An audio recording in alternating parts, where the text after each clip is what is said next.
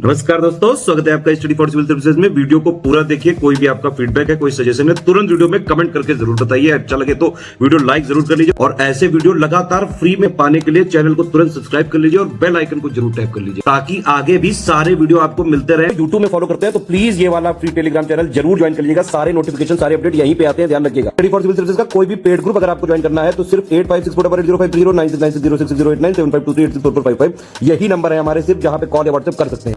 Instagram पे हमारा page जरूर फॉलो कर लीजिएगा, studyforcivil.services है। ट्विटर पे हमको जरूर फॉलो कर लीजिएगा, @studyforcivils है। सारे क्वेश्चन अटेम्प्ट करिए और स्कोर अपना तुरंत कमेंट करके बताइए। अगला क्वेश्चन है 1935 के अधिनियम के उपरांत 1937 में हुए चुनावों में गठित कांग्रेस मंत्रिमंडलों का कार्यकाल कितने दिन का रहा था? तो इनका कार्यकाल रहा करीब 28 मंथ का। ऑप्शन नंबर डी यहाँ पर सही है, 28 मंथ। फिर यही सवाल दूसरी तरीके से पूछा गया था, 1937 में प्रांतों में मंत्रिमंडल के निर्माण के उपरांत कांग्रेस का शासन कितने मंथ तक चला था? 28 महीनों तक। ऑप्शन नंबर ए। 1937 के चुनाव के पश्चात यूपी में गठित मंत्रिमंडल में किसको वित्त विभाग सौंपा गया था? तो ये सौंपा गया था रफ़ी अहमद किदवई को। Option number B, Rafi Ahmed Kidwai. Answer यहाँ पर होगा बी। कांग्रेस शासित प्रदेशों में मुस्लिमों की शिकायतों से संबंधित जो रिपोर्ट है वो कौन कौन सी थी? तो एक पीरपुर रिपोर्ट बनी थी, एक शरीफ रिपोर्ट बनी थी और एक मुस्लिम सफरिंग्स अंडर कांग्रेस रूल नामक रिपोर्ट आई थी। तो आंसर सही हो जाएगा ए। इसमें मुस्लिम लीग ने रिपोर्टें बनाई थी कि किस तरीके से कांग्रेस शासित प्रोविंसेस में मुस्लिम्स पर एट्रोसिटीज हुई हैं, ऐसा शो करते हुए उन्होंने पीरपुर शरीफ और मुस्लिम सफरिंग्स अंडर कांग्रेस रूल नामक रिपोर्टें जारी की थी। ऑप्शन नंबर ए। भारतीय राष्ट्रीय कांग्रेस के हरिपुरा अधिवेशन की अध्यक्षता किसने की थी? सुभाष चंद्र बोस ने या फिर एस.सी. बोस ने? आंसर यहाँ पर सही हो जाएगा सी यहाँ पर सही है। हरिपुरा, जहां भारतीय राष्ट्रीय कांग्रेस का वार्षिक अधिवेशन 1938 में सुभाष बोस की अध्यक्षता में हुआ था, वह है कहां पर? तो हरिपुरा है आपका गुजरात में। ऑप्शन नंबर ए। निम्नलिखित भारतीय राष्ट्रीय कांग्रेस के किस अधिवेशन में सुभाष चंद्र बोस दूसरी बार अध्यक्ष चुने गए थे? ये था त्रिपुरी अधिवेशन। ऑप्शन नंबर सी, त्रिपुरी अधिवेशन। निम्नलिखित में से भारतीय राष्ट्रीय कांग्रेस के किस अधिवेशन में कांग्रेस अध्यक्ष के चुनाव में सुभाष चंद्र बोस ने पट्टाभी सीतारामैया को पराजित करने का काम किया था? तो त्रिपुरी अधिवेशन में जब अध्यक्ष बने थे 1939 में, तो इन्होंने जो है जो चुनाव हुआ था इसमें अधिवेशन में, मतलब जो इंटरनल जो इलेक्शन होते हैं, तो उसमें पट्टाभी सीतारामैया को इन्होंने हराया था। हमारा आंसर हो जाएगा इसमें option number B. Subhash Chandra Bose के त्यागपत्र के बाद भारतीय राष्ट्रीय कांग्रेस के अध्यक्ष कौन बने थे? ये बने थे Shri Rajendra Prasad. Option number C. भारतीय संघ में रजवाड़ों के विलय अधिकाधिक किस सन में हुए? यानी कि मैक्सिमम जो इंटीग्रेशन प्रिंसली स्टेट के हुए थे वो किस में हुए थे? 1947 में ही हुए थे। Option number B. अन्य रजवाड़ों के भारत में विलय होने के बाद भी किन 3 राज्यों ने या प्रोविंसेस ने भारत में शामिल होने में विलंब किया था? वो जूनागढ़ है, हैदराबाद और जम्मू कश्मीर। आंसर यहाँ पर सही हो जाएगा बी, जूनागढ़, हैदराबाद, जम्मू कश्मीर। निम्नलिखित देशी रियासतों में से कौन यथावत समझौते का पक्षधर था? यानी कि स्टैंड स्टिल एग्रीमेंट जो है ये कौन चाहता था? हैदराबाद। ऑप्शन नंबर ए, हैदराबाद। द्वितीय विश्व युद्ध के संबंध में भारतीय राष्ट्रीय कांग्रेस की नीति क्या थी? पूर्ण स्वतंत्रता का आश्वासन जब ब्रिटेन से मिलेगा तब वो ब्रिटेन का सहयोग करेंगे सेकेंड वर्ल्ड वॉर में, ये भारतीय राष्ट्रीय कांग्रेस का कहना था। द्वितीय विश्व युद्ध में भारतीय राष्ट्रीय कांग्रेस ने अंग्रेजों को सहयोग प्रदान किया, ये रॉन्ग है, ठीक है, क्योंकि उन्हें पूर्ण स्वराज्य प्राप्त होने की आशा थी, तो नहीं प्रदान किया था कोई यहाँ पे सहयोग। आंसर हो जाएगा इस ऑप्शन नंबर बी। एस और आर दोनों गलत हैं, इसमें बी यहाँ पर सही है। मुसलमानों के लिए पृथक राष्ट्र का विचार किसने दिया था? सर मोहम्मद इकबाल ने। Option number C, sir Mohammad Iqbal ने। ये क्वेश्चन ऐसे भी पूछा जा सकता है कि निम्नलिखित में से किसने सर्वप्रथम भारत में एक पृथक मुस्लिम राष्ट्र का प्रस्ताव रखा था, इवन पाकिस्तान रिजोल्यूशन से भी पहले? तो ये थे sir Mohammad Iqbal. Option number D. निम्नलिखित में से किसने मोहम्मद अली जिन्ना को हिंदू मुस्लिम एकता का दूत करार दिया था? सरोजिनी नायडू ने। ऑप्शन नंबर ए, सरोजिनी नायडू। नेहरू एक राष्ट्रभक्त है जबकि जिन्ना एक राजनीतिज्ञ है, ये कथन किसका था? ये कथन था सर मोहम्मद इकबाल का। Option number C, Mohammad Iqbal का। कौन सा सही नहीं है मोहम्मद अली जिन्ना के बारे में? वे 2 नेशन थ्योरी में समर्थक थे, सही है ये। उन्होंने 1940 में मुस्लिम लीग के लाहौर के वार्षिक अधिवेशन की अध्यक्षता की थी, सही। असहयोग आंदोलन में जिन्ना ने भाग नहीं लिया था, ये सही। वे डायरी रखते थे, ये कोई जो है प्रमाणिक सत्य नहीं है। आंसर यहाँ पर डी होगा। मुस्लिमों के लिए एक पृथक राष्ट्र के बारे में प्रथम निश्चित अभिव्यक्ति कहाँ पर हुई थी? मतलब पहली बार जो है एक definite expression separate homeland for Muslims के लिए कहां पर दिया गया था? 1930 के मुस्लिम लीग के इलाहाबाद अधिवेशन में मोहम्मद इकबाल ने जो भाषण दिया था, पाकिस्तान उन्होंने कहा था ऐसा बनना चाहिए, तो ये सबसे पहली अभिव्यक्ति यहाँ पे हुई थी। तो हमारा आंसर यहाँ पर हो जाएगा ए। मुस्लिम लीग द्वारा पाकिस्तान का प्रस्ताव पारित किया गया था ऑफिशियली मार्च 1940 में, option number C. Pakistan resolution पारित किया गया था मार्च 1940 में, बहुत जरूरी है, क्रोनोलॉजी में लगाने को आ सकता है इवेंट, तो आपको डेट पता होनी चाहिए। मुस्लिम लीग का वार्षिक अधिवेशन जिसमें जिन्ना के 2 राष्ट्र सिद्धांत को मान्यता दी गई थी, वह कहाँ हुआ था? लाहौर में। आंसर हो जाएगा इसमें ए। तो 2 नेशन थ्योरी को ऑफिशियली 1940 में लाहौर अधिवेशन में एक्सेप्ट किया गया था, मुस्लिम लीग के अधिवेशन में, ऑप्शन नंबर ए।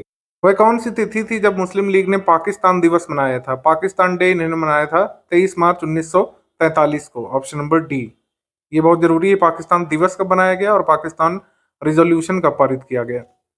मुस्लिम लीग के लाहौर अधिवेशन की अध्यक्षता किसने की थी? मोहम्मद अली जिन्ना ने, ऑप्शन नंबर सी यहाँ पर सही है। महात्मा गांधी द्वारा व्यक्तिगत सत्याग्रह आंदोलन के लिए प्रथम सत्याग्रही कौन था? प्रथम सत्याग्रही यहाँ पर विनोबा भावे थे, सेकंड सत्याग्रही यहाँ पर जवाहरलाल नेहरू थे, और थर्ड भी आजकल पूछने लगे हैं, थर्ड सत्याग्रही ब्रह्मदत्त थे, ध्यान रखना है आपको। थर्ड सत्याग्रही थे ब्रह्मदत्त। वैयक्तिक सत्याग्रह किसने शुरू किया था? तो इसका आंसर हो जाएगा विनोबा भावे ने। इन्होंने कहाँ से शुरू किया था? ये अभी इस साल बीपीएससी ने पूछा है। अब बताइए कमेंट करके कि विनोबा भावे ने प्रथम मतलब सत्याग्रह, ये इंडिविजुअल सत्याग्रह कहाँ से शुरू किया था? ब्रिटिश सरकार के प्रस्तावों के प्रारूप डिक्लेरेशन जो सर स्टैनफोर्ड क्रिप्स लाया था अपने साथ, जो मतलब ये डिक्लेरेशन ऑफ ब्रिटिश गवर्नमेंट, ये थी कि इंडिया को डोमिनियन स्टेटस दिया जाएगा, सही है। सब प्रांतों और राज्यों को मिलाकर एक भारतीय फेडरेशन बनाया जाएगा, ये भी सही है। कोई भी प्रांत या कोई भी प्रांत, ठीक है, और द स्टेट या फिर भारतीय राज्य भारतीय संघ के बाहर होने का खुद का निर्णय ले सकता है, ये भी आया था इसमें ड्राफ्ट में। और भारतीय संविधान भारत की जनता द्वारा निर्मित किया जाएगा, ये भी आया था। हमारा आंसर इसमें हो जाएगा ऑप्शन नंबर डी। जो क्रिप्स का प्रपोजल था उसमें सारे फीचर्स थे कि मतलब इंडियन कॉन्स्टिट्यूशन जो है पीपल ऑफ इंडिया द्वारा या उन्हीं के रिप्रेजेंटेशन से बनेगा। कोई भी प्रांत या फिर स्टेट भारत यूनियन यानी इंडियन यूनियन का हिस्सा बन सकता था या नहीं बन सकता था, उनका अपना निर्णय होगा। तो ऑप्शन नंबर डी यहाँ पर सही है। क्रिप्स मिशन के बारे में क्या सही नहीं है? उन्होंने कहा था कि युद्ध समाप्ति के बाद यानी सेकेंड वर्ल्ड वॉर के बाद भारत को डोमिनियन स्टेटस प्रदान करेंगे। संविधान सदन द्वारा निर्मित संविधान मान्य होगा। Acceptance of constitution framed bye constitution constituent assembly, सही। कोई भी सूबा भारतीय संघ से बाहर रह सकता था, ये कोई भी प्रोविंस या फिर राज्य या फिर कोई भी स्टेट, कोई भी शासक जो इंडियन यूनियन से खुद को पृथक रखना चाहे वो रख सकता था, ये भी था। नई कार्य परिषद की नियुक्ति जिसमें हिंदू मुसलमानों का समान प्रतिनिधित्व होगा, ये ऐसी कोई बात नहीं कही गई थी। तो हमारा आंसर हो जाएगा इसमें सी वाला, क्रिप्स प्रपोजल या क्रिप्स मिशन का पार्ट नहीं था। निम्नलिखित में से किसने गांधी जी के आंदोलनों को राजनीतिक फिरौती का नाम दिया था? पॉलिटिकल ब्लैकमेल, ये कहा था लॉर्ड लिनलिथगो ने, ऑप्शन नंबर सी। भारत छोड़ो आंदोलन के समय भारत का प्रधान सेनापति कौन था? कमांडर इन चीफ था यहाँ पर लॉर्ड वेवल, ऑप्शन नंबर ए, लॉर्ड वेवल। भारत छोड़ो आंदोलन कहाँ से शुरू हुआ था? तो भारत छोड़ो आंदोलन ग्वालियर टैंक मुंबई से शुरू हुआ था, ऑप्शन नंबर सी। 8 अगस्त 1942 कांग्रेस ने भारत छोड़ो कहाँ से प्रारंभ किया था? बॉम्बे से, ऑप्शन नंबर ए। अंग्रेजों के विरुद्ध भारत छोड़ो आंदोलन की घोषणा किस वर्ष में और किस दिवस हुई थी? ये भी बहुत जरूरी है। 8 अगस्त 1942, ऑप्शन नंबर बी। ये कथन कि हम भारत को या तो आजाद करेंगे या फिर आजादी के प्रयास में दिवंगत होंगे, ये किस आंदोलन से जुड़ा है? महात्मा गांधी ने कहा था कि हम ऐसा करेंगे कि या तो हमें फ्रीडम मिलेगी या फिर हम इस अटेम्प्ट में अपनी जान गंवा देंगे, ऑप्शन नंबर डी। इसी वाक्य को करो या मरो का नारा दिया गया था, तो आंसर यहाँ पर हो जाएगा महात्मा गांधी ने करो या मरो का नारा दिया था, ऑप्शन नंबर डी। करो या मरो का नारा गांधी जी ने दिया था भारत छोड़ो आंदोलन के दौरान क्विट इंडिया मूवमेंट में, ऑप्शन नंबर यहाँ पर सही हो जाएगा ए। निम्नलिखित में से किस पार्टियों ने भारत छोड़ो आंदोलन का समर्थन नहीं किया था? हिंदू महासभा ने नहीं किया था, कम्युनिस्ट पार्टी ऑफ इंडिया ने नहीं किया था, और यूनियनिस्ट पार्टी ऑफ पंजाब ने नहीं किया था। आंसर यहाँ पर हो जाएगा डी। तो उपर्युक्त सभी ने भारत छोड़ो का समर्थन नहीं किया था। निम्नलिखित में से किसने 1942 में भारत छोड़ो प्रस्ताव का समर्थन किया था? तो सपोर्ट किया था इस रिजोल्यूशन को सरदार वल्लभ भाई पटेल ने, ऑप्शन नंबर सी। 1935 में कांग्रेस के मुंबई अधिवेशन में किसको भारत छोड़ो प्रस्ताव, मतलब भारत छोड़ो का प्रस्ताव जो है क्विट इंडिया रेजोल्यूशन 1942 में, यहाँ पर 1935 लिख गया है, माफ कीजिएगा, 1942 में मुंबई अधिवेशन में किसके द्वारा भारत छोड़ो प्रस्ताव जो है प्रस्तावित किया गया था या फिर मूव किया गया था। तो इस प्रस्ताव को मूव किया था जवाहरलाल नेहरू ने, हालांकि इसका समर्थन किसने किया था हमने पिछले क्वेश्चन में देखा, तो इसका आंसर है वल्लभ भाई पटेल। तो मूव करना एक अलग है और समर्थन करना है, उसको सेकंड करना एक अलग है, तो ये दोनों अलग अलग फैक्ट ध्यान रखिएगा। 19 जब भारतीय राष्ट्रीय कांग्रेस ने भारत छोड़ो आंदोलन प्रस्तावित किया या प्रस्ताव पारित किया, कांग्रेस का अध्यक्ष कौन था? अध्यक्ष थे Maulana Abul Kalam Azad, option number B. 1940 से 1946 तक लगातार 6 वर्षों तक आईएनसी के अध्यक्ष कौन रहे थे? अबुल कलाम आजाद, ऑप्शन नंबर सी। भारत छोड़ो के दौरान निम्नलिखित में से किसने कांग्रेसी रेडियो का प्रसारण किया था या फिर जो है अंडरग्राउंड रेडियो का प्रसारण किया था? ऑप्शन नंबर सी, उषा मेहता ने, ऑप्शन नंबर सी। निम्न में से कौन एक कांग्रेस रेडियो पर भारत छोड़ो आंदोलन की अवधि में नियमित रूप से कार्यक्रम प्रसारित करता था? ये करते थे Ram Manohar Lohia, option number C, Ram Manohar Lohia. अमेरिकी पत्रकार जो महात्मा गांधी के भारत छोड़ो आंदोलन के दौरान उनके साथ था, उसका नाम लुई फिशर है, ध्यान रखना है। तो दो पत्रकार हैं, भारत छोड़ो के समय लुई फिशर था महात्मा गांधी के साथ, और असहयोग के समय कौन था या दांडी के समय कौन था? Web Miller. महात्मा गांधी का जीवनीकार भी लुई फिशर है, वो एक अमेरिकन पत्रकार था, ऑप्शन नंबर ए, अमेरिकन जर्नलिस्ट। लुई फिशर का संबंध किससे है? भारत छोड़ो से है, ऑप्शन नंबर डी, भारत छोड़ो। निम्नलिखित में से किस पत्रकार ने महात्मा गांधी की जीवनी लिखी थी, उनकी बायोग्राफी लिखी थी? लुई फिशर ने, ऑप्शन नंबर ए। भारत छोड़ो आंदोलन के संदर्भ में महात्मा गांधी को अगले दिन बंदी बना लिया गया था बॉम्बे में, ऑप्शन नंबर ए यहाँ पर सही है। निम्नलिखित नेताओं में से किसने भारत छोड़ो आंदोलन के दौरान जेल से फरार होकर भूमिगत गतिविधियों को संगठित करने का काम किया था? तो जेपी जो है दिवाली में जेल से भाग गए थे, ऑप्शन नंबर डी। किस जेल से भागे थे जेपी, ये जल्दी से कमेंट करके आप बताइए। भारत छोड़ो आंदोलन के परिणाम स्वरूप अंग्रेज और मुसलमान कांग्रेस के प्रति समान घृणा से एक दूसरे के नजदीक आ गए थे, ये सही है। इसका कारण यह है कि जिन्ना ने ब्रिटिश सरकार के पक्के सहयोगी की तरह कार्य किया था और मुसलमानों को 1942 के कांग्रेस आंदोलन से दूर रहने को कहा था। तो इसका आंसर हो जाएगा ए और आर दोनों सही हैं, और आर ए की सही व्याख्या भी करता है कि क्यों आखिर मतलब जिन्ना ने अर्ज किया था मुस्लिम्स को कि वो भारत छोड़ो में पार्टिसिपेट ना करें। तो आंसर यहाँ पर सही हो जाएगा ए। स्वतंत्रता संग्राम के दौरान अरुणा आसफ अली किस भूमिगत क्रियाकलाप की प्रमुख महिला संगठक थी, यानी कि major organiser of underground activities? तो अंडरग्राउंड एक्टिविटीज को अंजाम दिया था भारत छोड़ो आंदोलन के दौरान अरुणा आसफ अली ने। निम्नलिखित में से किस आंदोलन के साथ अरुणा आसफ अली का नाम जुड़ा है भारत छोड़ो से? ऑप्शन नंबर डी, भारत छोड़ो। नीचे दिए गए कुछ स्थानों का नामोल्लेख है जहां पर भारत छोड़ो आंदोलन के दौरान समानांतर सरकार बनी थी। तो बलिया में बनी थी, सतारा में बनी थी। बलिया में चित्तू पांडे के नेतृत्व में सरकार बनी थी, ऑप्शन नंबर ए यहाँ पर सही है, 1 और 2 ओनली। मिदनापुर जिले में जतिया सरकार की स्थापना की गई थी, समानांतर सरकार की, यहाँ पर 1942 में, ऑप्शन नंबर डी, भारत छोड़ो के दौरान। भारत छोड़ो आंदोलन में जो यूनाइटेड प्रोविंस जो उस समय था, इस समय का उत्तर प्रदेश, कहाँ पर समानांतर सरकार की स्थापना हुई थी? बलिया में चित्तू पांडे के नेतृत्व में, ऑप्शन नंबर सी यहाँ पर सही है। भारत छोड़ो आंदोलन भारतीय राष्ट्रीय आंदोलन की पराकाष्ठा या फिर हम लोग कह सकते हैं चरम बिंदु था, सही है। भारत छोड़ो आंदोलन के पश्चात शक्ति हस्तांतरण की प्रक्रिया की खोज समय का तकाजा थी, यानी कि after the quit India movement it was the need of time to find a suitable mechanism for the transfer of power. ये बात सही है कि भारत छोड़ो के बाद अब केवल मतलब प्रक्रिया ही रह गई थी कि किस तरीके से सत्ता हस्तांतरित की जाएगी। अंग्रेज सरकार ही मान चुकी थी कि अब हमें सत्ता छोड़नी ही पड़ेगी। तो इस तरीके से ए और आर दोनों सही हैं, और आर ए की सही व्याख्या भी करता है। हमारा आंसर हो जाएगा इसमें option number A. Netaji Subhash Chandra Bose का जन्म कहाँ पर हुआ था? इनका जन्म ओडिशा के कटक में हुआ था, ऑप्शन नंबर ए। सुभाष चंद्र बोस ने फॉरवर्ड ब्लॉक की स्थापना किस वर्ष की थी? 1939 में, ऑप्शन नंबर ए, ऑप्शन नंबर डी एक्चुअली, 1939 में फॉरवर्ड ब्लॉक। आजाद हिंद फौज का विचार सबसे पहले किसने रखा था? तो इसका आंसर हो जाएगा captain Mohan Singh, option number ए। ये एमपीपीएससी में आया था और ये एकदम सही है, ध्यान रखिएगा। आजाद हिंद फौज का विचार सबसे पहले किसने रखा था? मोहन सिंह ने, कैप्टन मोहन सिंह ने। भारतीय राष्ट्रीय सेना या फिर इंडियन नेशनल आर्मी का फाउंडेशन कब हुआ था? इंडियन नेशनल आर्मी बनी थी 1942 में, option number C. Azad Hind Fauj के पहले कमांडर कौन थे? ये थे कैप्टन मोहन सिंह ही, option number A, captain Mohan Singh.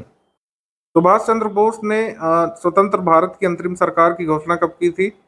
21 अक्टूबर 1943 को उन्होंने स्वतंत्र भारत की प्रोविजनल गवर्नमेंट की घोषणा कर दी थी, ये ध्यान रखिएगा। किस भारतीय क्रांतिकारी ने सुभाष चंद्र बोस को इंडियन नेशनल आर्मी के गठन में सक्रिय सहयोग दिया था? तो इसका आंसर हो जाएगा Ras Bihari Bose, option number B. Ras Bihari Ghosh नहीं होगा, ध्यान रखिएगा, वो एक मॉडरेट लीडर है। इनमें से किसने रानी लक्ष्मीबाई रेजिमेंट की स्थापना की थी? रानी लक्ष्मीबाई रेजिमेंट अपनी आजाद हिंद फौज में इसकी स्थापना की थी सुभाष चंद्र बोस ने, ऑप्शन नंबर डी। निम्नलिखित में से किस एक ने सुभाष चंद्र बोस को देश का नायक कहा था? देश नायक की उपाधि दी थी रविन्द्रनाथ टैगोर ने, ऑप्शन नंबर सी। जय हिंद का स्लोगन किसने दिया था? जय हिंद जो नारा है वो दिया था सबसे पहले सुभाष चंद्र बोस ने, ऑप्शन नंबर बी। आजाद हिंद फौज किस तिथि को मनाया जाता है? आजाद हिंद फौज दिवस, आजाद हिंद फौज दिवस मनाया जाता है 12 नवंबर 1945 को, ऑप्शन नंबर ए। आईएनए दिवस मनाया जाता है 12 नवंबर 1945। आजाद हिंद फौज के किस सैनिक को 7 वर्ष के कारावास का दंड दिया गया था? वो थे राशिद अली। राशिद अली। तो आजाद हिंद फौज से जुड़े हुए कुछ व्यक्तियों के नाम आपको जरूर पता होने चाहिए जिनका आईएनए ट्रायल भी हुआ था, जैसे राशिद अली, ठीक है, शहनवाज खान, गुरबख्श सिंह ढिल्लोन, ये सब। 1945 में जो आजाद हिंद फौज की ओर से लाल किले में जो मुकदमे चले थे, आईएनए ट्रायल जिसको बोलते हैं, उसकी पैरवी कर रहे वकीलों के समूह की अध्यक्षता किसने की थी, ये बताना है इसमें। तो अध्यक्षता इसमें की थी भूला भाई देसाई ने की थी। वैसे के.एन. काटजू, सर तेज बहादुर सप्रू, जवाहरलाल नेहरू, ये सब वकील शामिल थे, लेकिन इस पूरे वकीलों के ग्रुप की अध्यक्षता भूला भाई देसाई कर रहे थे। ध्यान रखना है आपको, ऑप्शन नंबर ए ही सही है। दिल्ली के लाल किले में प्रसिद्ध आजाद हिंद फौज का अभियोग या फिर आईएनए ट्रायल ये कब चलाया गया था? आईएनए ट्रायल हुए थे 1945 में, ऑप्शन नंबर ए। आजाद हिंद फौज के अधिकारियों को उनके लाल किले में चल रहे मुकदमे में उनके पक्ष में निम्नलिखित में से किसने वकालत की थी? भोला भाई देसाई ने की थी, तेज बहादुर सप्रू, के.एन. काटजू, जवाहरलाल नेहरू, ये सब थे। इस पूरे वकीलों के समूह की अध्यक्षता कर रहे थे भोला भाई देसाई। वर्ष 1945 में आजाद हिंद फौज के लाल किले में दिल्ली के मुकदमे की पैरवी निम्नलिखित में से किसने नहीं की थी? तो सरदार वल्लभ भाई पटेल उन वकीलों के ग्रुप में नहीं शामिल थे, ध्यान रखिएगा, सी।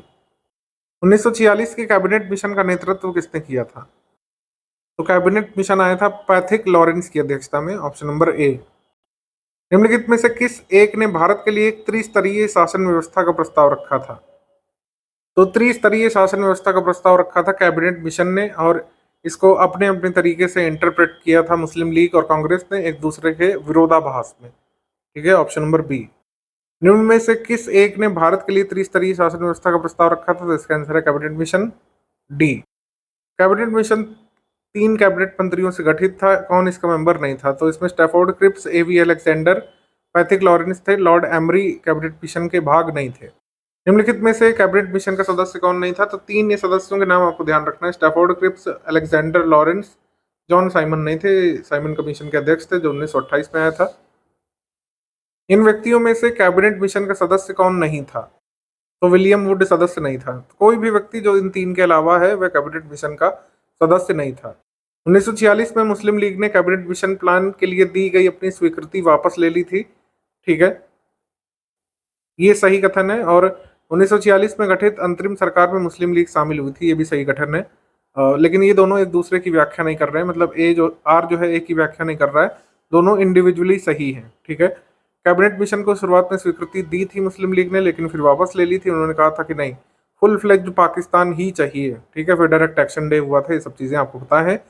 लेकिन फिर बाद में डायरेक्ट एक्शन डे के बाद कांग्रेस और मुस्लिम लीग ने कहीं ना कहीं ये निर्णय बना लिया था कि हाँ चलो मान लेते हैं बात, और पाकिस्तान भी बनेगा, और इस तरीके से फिर कॉन्स्टिट्यूएंट असेंबली की तरफ बढ़े थे बाकी लोग।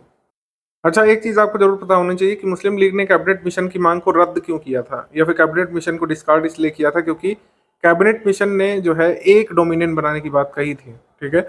उन्होंने कहा था कि एक फेडरेशन बनेगा, दैट इज इंडिया। पाकिस्तान की डिमांड को पूरी तरीके से रिजेक्ट कर दिया था कैबिनेट मिशन ने, ये ध्यान रखिएगा। कैबिनेट मिशन ने पाकिस्तान की डिमांड को रिजेक्ट करने का काम किया था। कांग्रेस के निम्नलिखित नेताओं में से कौन कैबिनेट मिशन योजना के पूरी तरीके से पक्ष में थे? तो सबको कहीं ना कहीं विरोधाभास था, लेकिन जो कांग्रेस के महात्मा गांधी थे उनको कैबिनेट मिशन योजना पूरी तरीके से समझ में आ गई थी। ऑप्शन नंबर ए यहाँ पे सही है। कैबिनेट मिशन के भारत आगमन के समय भारतीय राष्ट्रीय कांग्रेस का अध्यक्ष कौन था?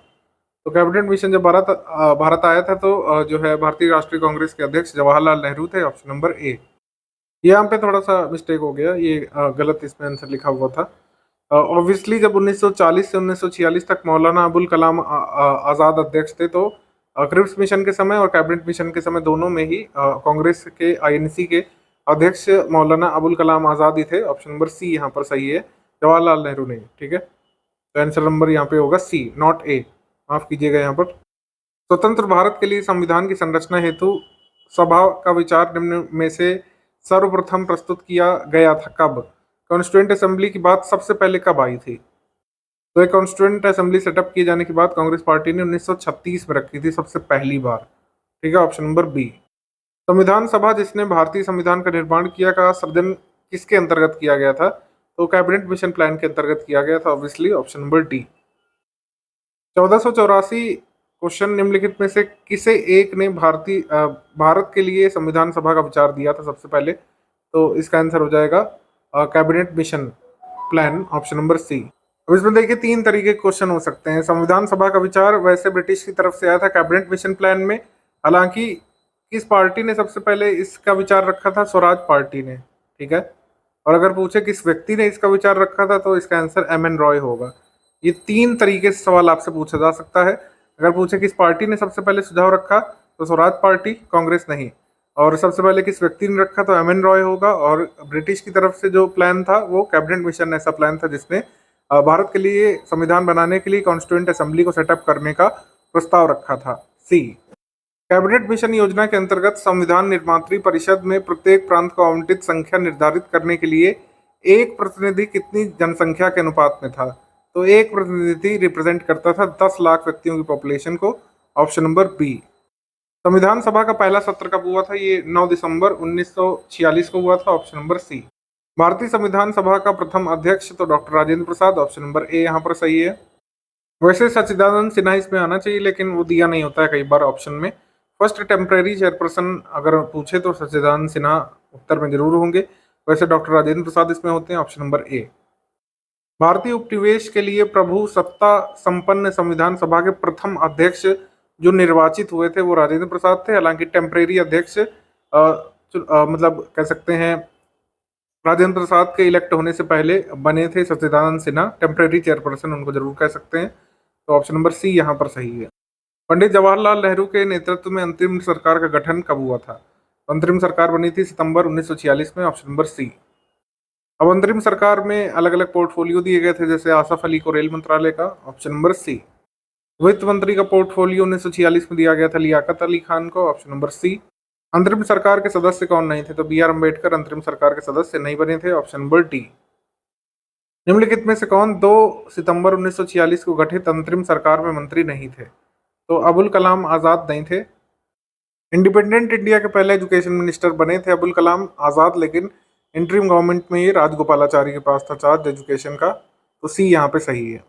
निम्नलिखित में से कौन सी तिथि मुस्लिम लीग ने डायरेक्ट एक्शन डे के लिए चुनी थी? डायरेक्ट एक्शन डे हुआ था 16 अगस्त 1946 को, option number D. Direct action day में काफ़ी हिंसा हुई थी बंगाल रीजन में, नॉर्थ वेस्ट फ्रंटियर प्रोविंस में हुई थी और यूनाइटेड प्रोविंस के भी कुछ भागों में हिंसा हुई थी। जब भारत को स्वतंत्रता प्राप्त हुई थी तो यूके में निम्न में से किस पार्टी की सत्ता थी? तो लेबर पार्टी पावर में थी, option number B, Labour party. निम्नलिखित में से कौन सी योजना भारतीय स्वतंत्रता का आधार बनी थी? तो इसका आंसर हो जाएगा Mountbatten plan, option number C, Mountbatten plan. Mountbatten plan से क्या हुआ था? ये कंट्री का विभाजन हुआ था, partition of India, option number C. भारतीय स्वतंत्रता अधिनियम ब्रिटिश संसद द्वारा पारित किया गया था कब? तो इसका आंसर हो जाएगा जुलाई 1946 में। भारतीय स्वतंत्रता अधिनियम 1947 प्रभावित तब हुआ था जब इसको जो है वहाँ के किंग का एसेंट मिल गया था, ऑप्शन नंबर सी यहाँ पे सही है, 18 जुलाई 1947, ऑप्शन नंबर सी यहाँ पे सही है। 15 अगस्त इसको नहीं लगा दीजिएगा। सार्वभौम सत्ता सौंपने की योजना किस नाम से जानी जाती है? ऑब्वियसली इसका आंसर है Mountbatten plan, option number C. पहला है कि अंग्रेजों ने भारत को 1947 में स्वतंत्रता प्रदान की, और सेकंड है कि अंग्रेज द्वितीय विश्व युद्ध में निर्बल हो चुके थे। तो है तो दोनों स्टेटमेंट सही, लेकिन आर जो है ए की व्याख्या नहीं कर रहा है। आंसर हो जाएगा इसमें बी। कुछ लोग मानते हैं कि द्वितीय विश्व युद्ध में निर्बल हो जाने के कारण ही ऐसा हुआ था, लेकिन कुछ लोग मानते हैं कि कई सारे इवेंट्स जैसे कि आईएनए रिवॉल्ट वगैरह है उनका महत्वपूर्ण हाथ था इसमें। तो हम लोग कह सकते हैं कि आंसर यहाँ पर बी जाएगा। आर ए की सही व्याख्या नहीं कर रहा है। इसमें अगर ये होता कि स्वतंत्रता आंदोलनों की तीव्र होती ध्वनि, जैसे इंडियन नेवी रिवोल्ट हुआ था, ठीक है। उसके बाद जो है तेभागा आंदोलन, ये सब बहुत तीव्र होते जा रहे थे, और भारत छोड़ो के बाद द्वितीय विश्व युद्ध, ये सब कारण थे जब अंग्रेज अपना फेट अच्छा नहीं समझ रहे थे भारत में। तब यहाँ पर आर सही होता, लेकिन केवल यही कारण नहीं था कि निर्बल हो चुके थे इस वजह से छोड़ रहे थे, बहुत सारे कारण थे। तो ऑप्शन नंबर बी यहाँ पर सही होगा आंसर की के हिसाब से। इंडियन इंडिपेंडेंस बिल को रॉयल एसेंट कब मिला था? मैंने बताया ये लागू तब माना जाता है 18 जुलाई 1947 से, जब राजकीय स्वीकृति प्राप्त हुई थी ब्रिटेन से। ऑप्शन नंबर ए। भारतीय राष्ट्रीय कांग्रेस ने माउंटबेटन प्लान को स्वीकार कर लिया था, ये सही है, लेकिन ऐसा नहीं था कि वो दो नेशन थ्योरी को मानते थे इस वजह से उन्होंने किया था, ये मजबूरी थी। तो इस वजह से हम लोग कह सकते हैं कि ए सही है लेकिन आर गलत है। आंसर सही हो जाएगा सी। तो जो भी करना पड़ा वो मजबूरी में करना पड़ा। द्विराष्ट्र सिद्धांत को कभी भी स्वीकार नहीं किया आईएनसी ने। भारत विभाजन के संदर्भ में 1947 में नियुक्त सीमा आयोग की अध्यक्षता किसने की थी? रेडक्लिफ ने। Option number B, Radcliffe. 14 जून 1947 को कांग्रेस के दिल्ली अधिवेशन में भारत के विभाजन का प्रस्ताव स्वीकृत हुआ। इस अधिवेशन के अध्यक्ष कौन थे? इस अधिवेशन के अध्यक्ष थे J B Kripalani. Option number C. New Delhi में 1947 में आयोजित अखिल भारतीय कांग्रेस समिति की बैठक निम्नलिखित में से किसने विभाजन के प्रस्ताव का समर्थन किया था? इसका आंसर हो जाएगा सरदार वल्लभ भाई पटेल। ऑप्शन नंबर बी यहाँ पर सही है, सरदार वल्लभ भाई पटेल, बी। निम्नलिखित में से किसने 1947 के कांग्रेस कमेटी की बैठक द्वारा विभाजन के प्रस्ताव पारित होने को राष्ट्रवाद का संप्रदायवाद के पक्ष में समर्पण के रूप में माना था? Surrender of nationalism in favour of communalism, doctor Kitchlew ने। Option number A, doctor Kitchlew. All India Congress committee के 14 जून 1947 को हुई बैठक में भारत विभाजन के पक्ष में किसने मतदान किया था? खान अब्दुल गफार खान ने। Option number B. 14-15 अगस्त 1947 की मध्य रात्रि केंद्रीय असेंबली में इकबाल का गीत हिंदुस्तान हमारा तथा जन गण मन किसने गाया था? तो ये गाया था एम एस सुब्बुलक्ष्मी ने। Option number D. निम्नलिखित में से कौन स्वतंत्र भारत का प्रथम गवर्नर जनरल था? तो ये थे लॉर्ड माउंटबेटन। ऑप्शन नंबर ए। स्वतंत्र भारत के प्रथम विधि मंत्री कौन थे? तो इसका आंसर हो जाएगा doctor B R Ambedkar. Option number B. बिल्कुल प्रारंभ से भारत के राष्ट्रपति पद पर आसीन व्यक्तियों का निम्नलिखित में से सही क्रम कौन सा है? सबसे पहले डॉक्टर राजेंद्र प्रसाद, फिर सर्वपल्ली राधाकृष्णन, फिर जाकिर हुसैन, फिर वीवी गिरी। ऑप्शन नंबर यहाँ पर सही होगा डी। लॉर्ड माउंटबेटन की अध्यक्षता में बनी विभाजन परिषद में भारतीय राष्ट्रीय कांग्रेस का प्रतिनिधित्व किसने किया था? जवाहरलाल नेहरू ने और सरदार पटेल ने। आंसर सही हो जाएगा इसमें बी। 2 और 3 ओनली। 15 अगस्त 1947 को निम्नलिखित में से कौन भारतीय राष्ट्रीय कांग्रेस का अध्यक्ष था? तो ये थे J B Kripalani. Option number C. 1946 में मेरठ में आयोजित अधिवेशन की अध्यक्षता किसने की थी? मेरठ सत्र की अध्यक्षता की थी जेबी कृपलानी ने। ऑप्शन नंबर ए। स्वतंत्रता दिवस के समारोह में निम्नलिखित में से कौन से नेता सम्मिलित नहीं हुए थे? महात्मा गांधी नहीं शामिल हुए थे। Option number B. भारतीय राष्ट्रवाद ब्रिटिश राज का शिशु था, यह कथन किसका है? Indian nationalism was the child of British rule, ये कथन है आर कोपलैंड का। Option number B, R Coupland. निम्नलिखित में से किसने कहा था कि ब्रिटिश शासन की सबसे अधिक महत्वपूर्ण उपलब्धि भारत का एकीकरण है? The most notable achievement of British rule was unification of India, ये कहा था के एम पणिक्कर ने। ऑप्शन नंबर ए। निम्नलिखित अधिनियम में से प्रथम बार किसमें गवर्नर जनरल ऑफ बंगाल के पद हेतु प्रावधान किया था? The post of governor general of Bengal was first created by regulating act 1773। Answer हो जाएगा ए। निम्न में से किसके अंतर्गत या किसके अधीन भारत में सर्वोच्च सर्वप्रथम सर्वोच्च न्यायालय की स्थापना हुई थी? रेगुलेटिंग एक्ट से हुई थी 1773 वाले से। ऑप्शन नंबर ए। भारत के गवर्नर जनरल को किस एक्ट के द्वारा अपनी समिति के निर्णय को अस्वीकार करने का अधिकार मिला था?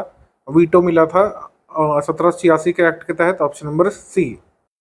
भारतीय व्यापार में ईस्ट इंडिया कंपनी का एक अधिकार समाप्त कैसे हुआ था? 1813 के चार्टर एक्ट से। Option number C. चार्टर अधिनियम 1813 भारत के लिए महत्वपूर्ण समझे जाने वाला निम्नलिखित में से कारण क्या है?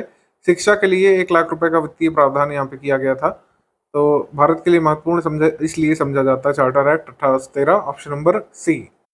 निम्न में से किसे 1 वर्ष से ब्रिटिश सरकार अंतिम रूप से भारत और इंग्लैंड में एक ही समय साथ साथ इंडियन सिविल सर्विसेज की परीक्षा आयोजित कराने पर सहमत हुई थी? मतलब ब्रिटिश गवर्नमेंट ने फाइनली एग्री किया था कि इंडियन सिविल सर्विसेज एग्जाम जैसे इंग्लैंड में होते वैसे इंडिया में साइमल्टेनियसली होंगे। ऐसा कब हुआ था?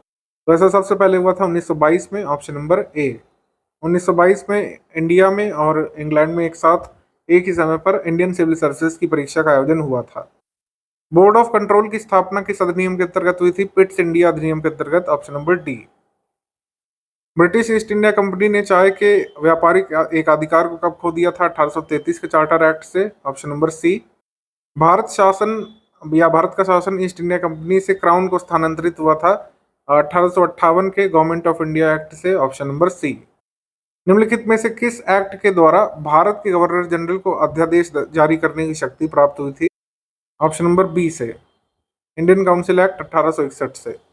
निम्नलिखित में से किस अधिनियम के अंतर्गत भारतीय विधान परिषद को बजट पर बहस करने की शक्ति प्राप्त हुई थी? तो बजट पर डिस्कशन करने की शक्ति प्राप्त हुई थी बी, इंडियन काउंसिल एक्ट 1892 से। निम्नलिखित में से किस अधिनियम के द्वारा अंग्रेजों ने भारत में सर्वप्रथम निर्वाचन प्रणाली की शुरुआत की थी? तो एकदम अगर हम प्रिमिटिव वे में देखें तो 1892 में सबसे पहली बार इनडायरेक्ट इलेक्शन इंट्रोड्यूस हुए थे। हालांकि इसमें पूरे में अधिनियम में इलेक्शन वर्ड को अवॉइड करने का काम किया गया था, लेकिन फिर भी शुरुआत इसी से मानते हैं 1892 से। बॉम्बे, मद्रास और कोलकाता में उच्च न्यायालयों की स्थापना कब हुई थी? 1861 में, ऑप्शन नंबर ए। प्रांतों में द्वैत शासन प्रणाली किस अधिनियम के अंतर्गत लागू की गई थी? 1919 के अधिनियम के अंतर्गत, ऑप्शन नंबर सी। और डायरकी इंट्रोड्यूस किया गया था 1919 के अधिनियम से, ऑप्शन नंबर सी। डायरकी का मतलब है प्रशासन के दो विषय का दो वर्गों में विभाजन, ये सही है। और प्रांतों में उत्तरदायी सरकार के बोध का प्रवर्तन कराने का प्रयत्न इसमें किया गया था, ये भी सही है। आंसर यहाँ पर हो जाएगा ए और आर दोनों सही है। आर ए की सही व्याख्या भी करता है। It was introduced for enforcement of responsible governance in provinces, option number ए। भारत शासन अधिनियम 1935 के मुख्य तत्व थे कि एक फेडरेशन का प्रावधान किया गया था और प्रोविंशियल ऑटोनॉमी का। ये दो बहुत महत्वपूर्ण फीचर है, मतलब फेडरेशन और प्रोविंशियल ऑटोनॉमी, ऑप्शन नंबर ए। भारत सरकार अधिनियम 1935 निम्नलिखित में से किसकी रिपोर्ट पर आधारित था? साइमन कमीशन की रिपोर्ट पर, ऑप्शन नंबर डी। 1935 का गवर्नमेंट ऑफ इंडिया एक्ट महत्वपूर्ण क्यों है? क्योंकि ये हमारे भारत के प्रेजेंट संविधान का एक प्रमुख स्रोत बना था, ऑप्शन नंबर ए। निम्नलिखित में से किसने 1935 के अधिनियम के बारे में कहा था कि एक कार है जिसमें ब्रेक तो है पर इंजन ही नहीं है? तो आंसर यहाँ पर होगा जवाहरलाल नेहरू ने इस पर कमेंट किया था 1935 के अधिनियम पर कि ये एक कार जिसमें ब्रेक है लेकिन इंजन नहीं है। भारत आईएनसी ने अपने किस अधिवेशन में भारतीय सरकार अधिनियम को अस्वीकार कर दिया था? Indian national Congress had rejected the government of India act 1935 इन लखनऊ अधिवेशन, लखनऊ सेशन में 1936 में। इनमें से किसने जो है गवर्नमेंट ऑफ इंडिया एक्ट 1935 को चार्टर ऑफ स्लेवरी या फिर गुलामी का अधिकार पत्र कहा था? जवाहरलाल नेहरू ने, ऑप्शन नंबर ए। ये किसने कहा कि मुझे इस आरोप के संबंध में कोई क्षमा नहीं मांगनी कि संविधान के प्रारूप में गवर्नमेंट ऑफ इंडिया एक्ट 1935 के एक बड़े भाग को पुनः उत्पादित कर दिया गया है? ये कथन बी आर अम्बेडकर का था कि संविधान में बहुत बड़ा हिस्सा इसका फिर से रिप्रोड्यूस कर दिया गया है, तो ये उनका कमेंट था, ऑप्शन नंबर डी। 19वीं शताब्दी में किस देश का भारत की ओर विस्तार के डर से एंग्लो अफगान संबंध ब्रिटिश सरकार ने मतलब अफगान से बना के रखे थे? उनको डर था कि रशिया ना हावी हो जाए, इस वजह से वो अफगानों के साथ संबंध अच्छे रखते थे, ये ध्यान रखना है। रिप्लेसमेंट ऑफ जजिया यानी कि पुनः जजिया कर लगाने का काम फर्रुख सैयद ने किया था, फर्रुख सैयद के शासनकाल में हुआ था बेसिकली। मसूलीपट्टनम पर अधिकार यहाँ पर फोर्ड के समय में, और सती प्रथा का निषेध अधिनियम लॉर्ड विलियम बेंटिक के समय में आया था, लेकिन दास्ता का अंत मेलकम के समय में नहीं हुआ था। ऑप्शन नंबर डी यहाँ पर सही है। तो डी यहाँ पर सही सम्मिलित नहीं है, ये ध्यान रखिएगा। सी ऑफ कैलेमिटी किस घटना को कहा गया है? यानी प्रकोप का समुद्र। ओडिशा का अकाल जो आया था 1866 1867 में बहुत सारे लोगों की जान गई थी और इसको सी ऑफ कैलेमिटी कहा गया था, ऑप्शन नंबर डी। भारतीय दुर्भिक्ष संहिता 1833 का निर्माण निम्नलिखित में से किस आयोग के द्वारा किया गया था? फेमेन कोड 1833 प्रिपेयर किया गया था स्ट्रैची कमीशन के द्वारा, ऑप्शन नंबर सी। अब ये अधिनियम जो है जैसे जैसे आए थे इसको उनके क्रम में लगाना है, तो इस तरीके से हम इसको मैच कर देंगे। अगर आप इसमें देखें, सबसे पहले आया था ड्रामेटिक परफॉर्मेंस एक्ट, जिसमें थिएटर में जो एंटी ब्रिटिश भावनाएं ना फैलाई जाएं, इसको पुलिसिंग करने के लिए ये एक्ट लाया गया था, ड्रामेटिक परफॉर्मेंस एक्ट 1876। फिर आया था वर्नाकुलर प्रेस एक्ट 1878। फिर आया था north western province and Awadh act 1890, मतलब ये बंगाल टेनेंसी पहले आया था 1885 में, फिर north western province and Awadh act आया था 1890 में। तो हमारा आंसर बन जाएगा A B D C, option number A. बाल विवाह के बारे में अगर हम देखें तो बाल विवाह को मिटाने के लिए प्रयास किए थे एम जी रानाडे ने। ठगी की प्रथा का अंत करने के लिए कैप्टन स्लीमैन जाने जाते हैं, ठगों का अंत इन्होंने किया था। विधवा पुनर्विवाह के लिए काम किया था जो है ईश्वर चंद्र विद्यासागर ने और डी के कर्वे आदि ने। पिंडारियों के दमन करने का श्रेय जाता है लॉर्ड हेस्टिंग्स को। तो हमारा आंसर हो जाएगा इसमें ऑप्शन नंबर ए। ए यहाँ पे सही है। अब निम्नलिखित आंकड़ों का परीक्षण करना है। कुंवर सिंह ने बिहार में जो है भाग लिया था, खान बहादुर खान ने रोहेलखंड में 1857 की क्रांति में भाग लिया। मुस्लिम लीग ने 22 दिसंबर 1939 को डिलीवरेंस डे या फिर यौम निजात मनाया था, मुक्ति दिवस की कांग्रेस से निजात मिली। और तात्या टोपे ने नाना साहब की सहायता हेतु कानपुर में फौजियों का नेतृत्व संभाला। जीनत महल ने फैजाबाद में इसकी कमान संभाली, सही।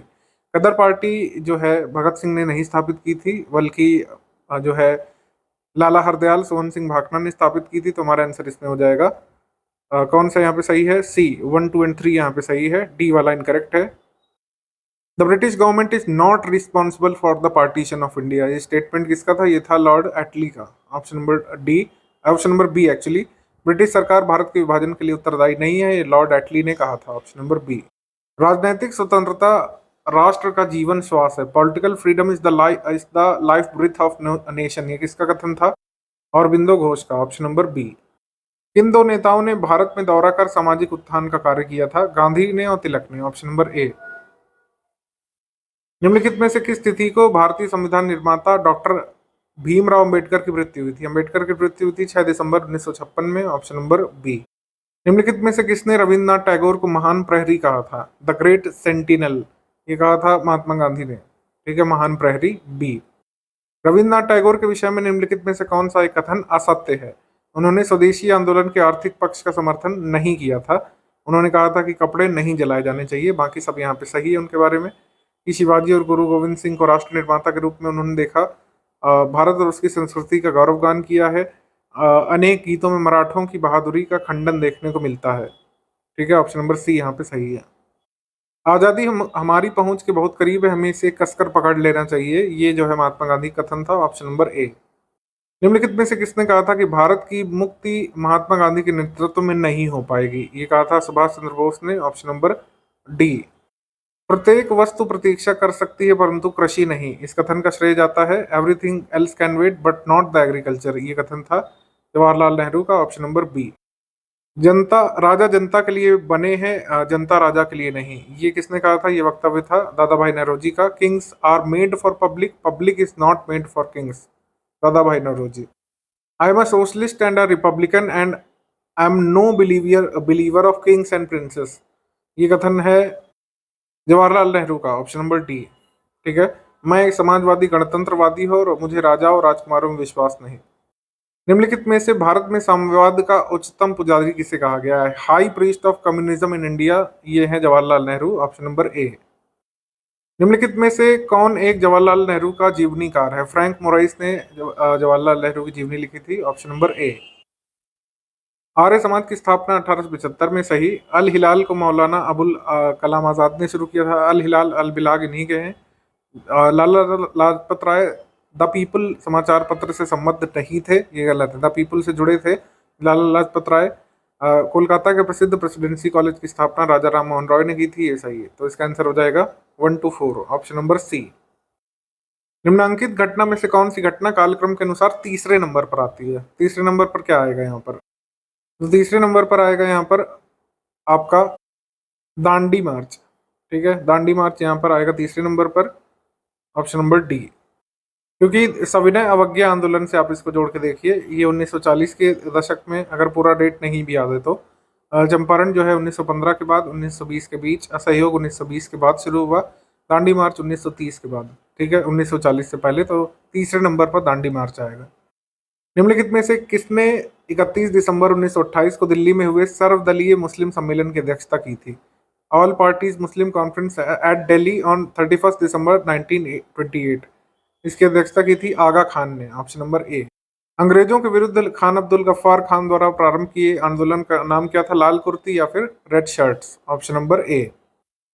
निम्नांकित में से किसने डॉक्टर बी आर अम्बेडकर पर यह कहकर आक्रमण किया था कि अम्बेडकर को उदार ब्रिटिश सरकार द्वारा थोपा गया नेतृत्व प्राप्त हुआ है क्योंकि उनकी सेवाएं राष्ट्रवादी नेताओं को बाधा पहुंचाने के लिए आवश्यक थी? ये कथन कहा था डॉक्टर बी एस मूंजे ने। Option number D, option number C actually, B S Moonje ने कहा था ये अम्बेडकर के बारे में। महान कवि रविन्द्रनाथ टैगोर एक महान चित्रकार के रूप में उभरे जब उनकी आयु कितनी थी? लगभग 70 वर्ष। Option number D.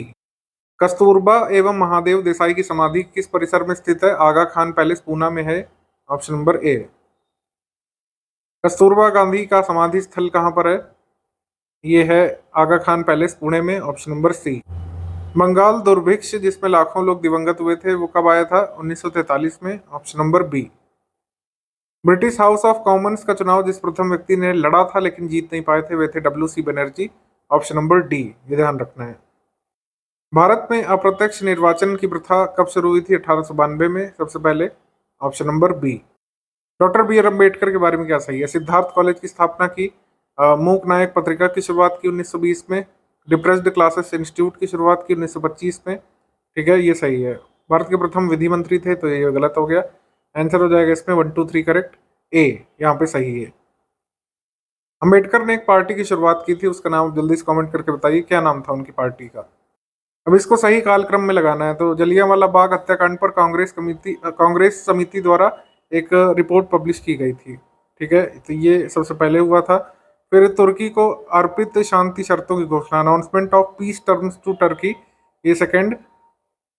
देन इसके बाद है कि बाल गंगाधर तिलक का निधन हो जाता है और कोलकाता का भारतीय राष्ट्रीय कांग्रेस का विशेष अधिवेशन आयोजित होता है। तो इस तरीके से ये घटनाएं हुई थी। हमारा आंसर हो जाएगा इसमें 4321। 4321। स्वाधीन भारत की प्रथम औद्योगिक नीति जिस वर्ष घोषित की गई थी वे कौन था? तो first industrial policy independent India की अनाउंस की गई थी 1948 में। Option number B. भारत के किस प्रांत में सर्वप्रथम साम्यवादी सरकार की स्थापना हुई थी? कम्युनिस्ट गवर्नमेंट सबसे पहले स्टैब्लिश हुई थी केरल में। Option number C. कब स्टैब्लिश हुई थी ये कम्युनिस्ट गवर्नमेंट केरल में? 1957 में। Option number C. निम्नलिखित में से किसके पक्षधर नेहरू थे किंतु गांधी नहीं? तो हैवी इंडस्ट्रियलाइजेशन के पक्षधर नेहरू थे लेकिन गांधी नहीं। Option number D. निम्नलिखित में से भारतीय राष्ट्रीय कांग्रेस के किस अधिवेशन में महात्मा गांधी ने कहा था कि गांधी मर सकते हैं परंतु गांधीवाद सदैव बना रहेगा? तो ये कराची अधिवेशन में कहा गया था। Option number D. अब इनको सही कालक्रम में लगाना है। कौन सा पेयर ऐसा है, मतलब कौन सा विकल्प ऐसा है जिसमें सही कालक्रम है? असहयोग आंदोलन जो है 1920 के आसपास, साइमन कमीशन 1928 के आसपास, नेहरू रिपोर्ट 1929-30 के आसपास, भारत छोड़ो 1942 के आसपास। तो हमारा आंसर हो जाएगा इसमें बी। सही कालक्रम में लगा देना है हमको। तो सबसे पहले साइमन कमीशन जो है भारत आया था 1927-28 में, तो ये आ जाएगा सबसे पहले। ठीक है, मतलब सबसे पहला ये आ जाएगा 1। फिर दांडी यात्रा जो है इन्हीं से बातों से खिन्न होकर के की गई थी। असहयोग आंदोलन की शुरुआत ही हम लोग कह सकते हैं दांडी को, तो ये आ जाएगा सेकंड पर। फिर गांधी अरविंद पैक्ट से असहयोग आंदोलन की समाप्ति होती है, ये हो जाएगा थर्ड पर। और आखिरी में पूना समझौता होता है कम्युनल अवार्ड दिए जाने के बाद। तो हमारा आंसर इसमें हो जाएगा ऑप्शन नंबर सी, 2143। सी यहाँ पे सही है। अब इसमें निम्नलिखित घटनाओं पर विचार करना है। सबसे पहले कम्युनल अवार्ड यहाँ पे आ जाएगा। फिर आ जाएगा यहाँ पर पूना पैक्ट, इसको समाप्त करने के लिए, इसको एन्यूल करने के लिए। फिर तृतीय गोलमेज सम्मेलन हुआ था और फिर अगस्त प्रस्ताव यहाँ पे पारित हुआ था आखिर में। हमारा आंसर यहाँ पर बन जाएगा बी। बी यहाँ पे सही है। तो इसमें कालानुक्रमिक क्रम में इसको लगा देना है हमको। तो सबसे पहले शिमला कॉन्फ्रेंस जो है ये जून 1945 का है। इसके बाद अगर हम देखें तो कैबिनेट मिशन भारत आया था मार्च 1946 में। कैबिनेट मिशन पाकिस्तान की मांग को रिजेक्ट कर देता है और मुस्लिम लीग ने अगस्त में 1946 में डायरेक्ट एक्शन डे लॉन्च कर दिया और फिर फाइनली जो है अंतरिम सरकार का गठन होता है। तो हमारा आंसर इसमें बन जाएगा यहाँ पे DBC है, इस तरीके से बनेगा option number B. Bardoli Satyagraha का नेतृत्व किया था सरदार पटेल ने। चंपारण सत्याग्रह का नेतृत्व महात्मा गांधी ने। कूका आंदोलन का श्रेय जाता है बाबा राम सिंह को और लाल कुर्ती आंदोलन गफ्फार खान को। आंसर बनेगा ऑप्शन नंबर ए। खिलाफत आंदोलन का श्रेय यहाँ पर जाएगा मोहम्मद अली, शौकत अली यानी कि अली बंधुओं को। होम रूल आंदोलन के लिए श्रेय जाएगा एनी बेसेंट या तिलक को। तिलक ऑप्शन में गिवन है तो इनको जाएगा। सविनय अवज्ञा से जुड़े थे खान ब्रदर्स और भारत छोड़ो से बी आर अम्बेडकर। तो इस तरीके से हमारा आंसर हो जाएगा ऑप्शन नंबर बी यहाँ पे सही होगा। तो भारत छोड़ो आंदोलन को अपोज किया था बी आर अम्बेडकर ने, इस वजह से हम इसको डी से 4 को मिला रहे हैं। ठीक है, ये ध्यान रखिएगा, समर्थन के लिए नहीं। निम्नलिखित में से कौन सा सही सुमेलित है? मोतीलाल नेहरू ने नेहरू रिपोर्ट ड्राफ्ट की थी, एम के गांधी चंपारण सत्याग्रह का नेतृत्व किया, सुभाष चंद्र बोस ने फॉरवर्ड ब्लॉक की स्थापना की, लेकिन खिलाफत आंदोलन का समर्थन नहीं दिया था एम ए जिन्ना ने। ये ध्यान रखना है, ऑप्शन नंबर डी सही सुमेलित नहीं है। विनोबा भावे का जो मतलब रोल है वो वैयक्तिक सत्याग्रह में है। फर्स्ट जो है इंडिविजुअल सत्याग्रही ये बने थे। बाल गंगाधर तिलक को होम रूल लीग मूवमेंट या होम रूल मूवमेंट का श्रेय जाता है। उड़ान असफ अली ने महत्वपूर्ण भूमिका निभाई थी भूमिगत गतिविधियों में भारत छोड़ो में।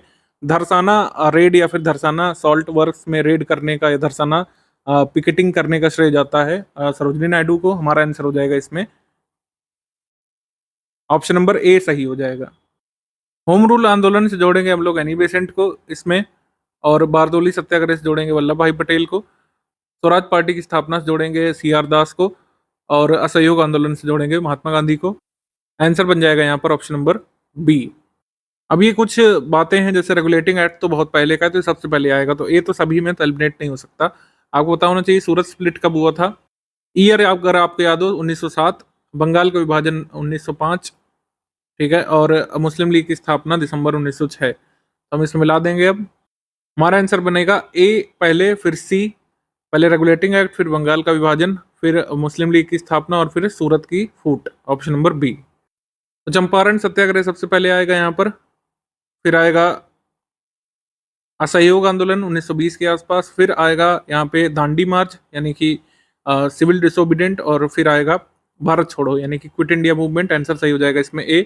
1 2 4 3 यहाँ पे सही क्रम में घटनाओं का, इसमें भी सही क्रम में लगाना है। तो सबसे पहले होम रूल आंदोलन, फिर आ जाएगा रॉलेट एक्ट का पास होना, फिर साइमन कमीशन का भारत आना, और फिर गांधी अरविंद समझौता होना असहयोग आंदोलन के बाद, माफ कीजिएगा सविनय अवज्ञा आंदोलन के बाद। तो हमारा आंसर बन जाएगा इसमें ऑप्शन नंबर डी। निम्नलिखित कथनों पर विचार करना। अंतरिम सरकार में रेल मंत्रालय आसफ अली, सही। प्राचीन स्मारक संरक्षण कानून लॉर्ड कर्जन जब गवर्नर जनरल थे तब पारित हुआ 1903 के आसपास, सही। रॉलेट एक्ट के विरोध में स्वामी श्रद्धानंद ने लगान ना देने के आंदोलन का सुझाव दिया था, ये भी सही, लेकिन हरिपुरा अधिवेशन की अध्यक्षता सी आर दास ने नहीं की थी, सुभाष चंद्र बोस ने की थी। तो ये हमारा आंसर हो गया। 1 2 4 यहाँ पर केवल सही है, ऑप्शन नंबर सी। अभी घटना है, इनको कालक्रम में लगाना है। तो सबसे पहले यहाँ पर हुआ होगा बंगाल का विभाजन, फिर यहाँ पर है लखनऊ समझौता, फिर यहाँ पर है रॉलेट एक्ट का पास होना, फिर द्वैत शासन का परिवर्तन। हमारा आंसर हो जाएगा इसमें बी 4 1 3 2। अब इन घटनाओं को फिर से कालक्रम में लगाना है। तो सबसे पहले लखनऊ अधिवेशन हुआ था, लखनऊ समझौता उसमें हुआ, वहाँ राजकुमार शुक्ला मिले, उन्होंने जो है चंपारण के किसानों की व्यथा बताई, तब गांधी चंपारण गए। तो इतना तो क्लियर है कि 1 के बाद ही 2 आएगा इसमें, ठीक है। फिर जलियांवाला बाग हत्याकांड होता है, इसके बाद खिलाफत आंदोलन का उदय होता है। हमारा आंसर इसमें हो जाएगा ऑप्शन नंबर ए 1 2 4 3। तो अब इन घटनाओं को कालक्रम में लगाना है। खिलाफत आंदोलन ऑफिशियली इसको शुरुआत मान सकते हैं अगस्त 1920 से, लेकिन इसमें नवंबर दिसंबर 1919 से शुरुआत हो गई थी खिलाफत की, प्रॉपर खिलाफत की। जलियांवाला बाग कांड 13 अप्रैल 1919, रॉलेट सत्याग्रह की शुरुआत 16 अप्रैल 1919 को हुई थी, और जलियांवाला बाग कांड होने के बाद भारतीय राष्ट्रीय कांग्रेस का अमृतसर अधिवेशन मोतीलाल नेहरू की अध्यक्षता में हुआ था। हमारा आंसर यहाँ पर हो जाएगा 4 2 3 1, 4 2 3 1, ऑप्शन नंबर ए। अब इन घटनाओं को कालक्रम में लगाना है। देखिए रोलेट एक्ट सबसे पहले ही रखेंगे हमेशा, क्योंकि इसी के बाद जो है जलियांवाला बाग नरसंहार हुआ था। तो सबसे पहले यहाँ पर आएगा रोलेट एक्ट, फिर यहाँ पर आएगा जलियांवाला बाग नरसंहार 1 2, फिर इसके बाद भारतीय राष्ट्रीय कांग्रेस का अमृतसर अधिवेशन होता है, फिर बाल गंगाधर तिलक की मृत्यु हो जाती है। आंसर हो जाएगा इसमें ऑप्शन नंबर ए। ए यहाँ पर सही है। और इसमें भी सबसे पहले गांधी जी की दांडी यात्रा यानी कि सविनय अवज्ञा फर्स्ट पर रखेंगे, फिर गांधी अरविंद पैक्ट से इसको खत्म किया जाता है, राउंड टेबल कॉन्फ्रेंस में आने के लिए कांग्रेस को आमंत्रित किया जाता है। देन इसके बाद क्या होता है कि कम्युनल अवार्ड अनाउंस होता है, कम्युनल अवार्ड पर टेंशन होती है, गांधी और अम्बेडकर मदन मोहन मालवीय ये सब साइन करते हैं पूना पैक्ट। आंसर सही हो जाएगा इसमें ए। 1432। होम रूल आंदोलन जो है फर्स्ट वर्ल्ड वॉर के अराउंड 1914-15 में पहले आएगा, फिर चंपारण हुआ था 1516 में। ठीक है, आप आस पास रफली में बता रहा हूँ, एग्जैक्ट डेट के लिए पॉइंट नहीं करिएगा, रफली ही पता होना चाहिए क्रोनोलॉजी में लगाने के लिए। 1919 जलियांवाला बाग, भारतीय राष्ट्रीय कांग्रेस का अमृतसर अधिवेशन जिसमें भर्त्सना की गई थी जलियांवाला बाग में हुए हत्याकांड की। तो ऑप्शन नंबर यहाँ पर सही हो जाएगा ए, 1 2 3 4 ए। तो इसमें भी सबसे पहले चंपारण सत्याग्रह को रखेंगे, फिर यहाँ पर रॉलेट सत्याग्रह को रखेंगे, और फिर जलियांवाला बाग कांड होता है, और फिर बाद में चौरी चौरा कांड से नॉन कॉपरेशन मूवमेंट को एंड किया जाता है। हमारा आंसर बनेगा 4321, ऑप्शन नंबर सी। अब देखिए, एक ही साल में हुई इन घटनाओं को कालक्रम में पूछा, तो सबसे पहले रॉलेट अधिनियम पास होगा, उसी के खिलाफ रॉलेट सत्याग्रह हुआ होगा, उसी पर जो है जलियांवाला बाग हत्याकांड हो गया था इसी सत्याग्रह के दौरान।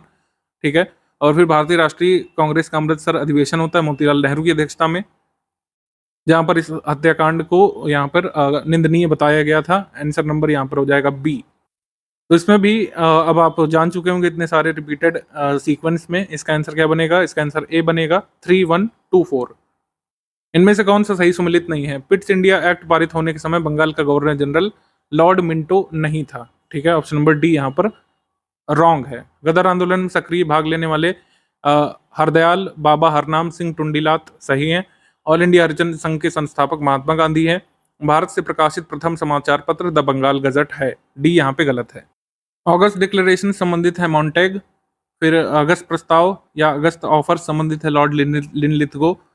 अगस्त क्रांति संबंध है या अगस्त रिजोल्यूशन जो है भारत छोड़ो के संदर्भ में है। 8 अगस्त को महात्मा गांधी ने जो है इसको आह्वान किया था इसका।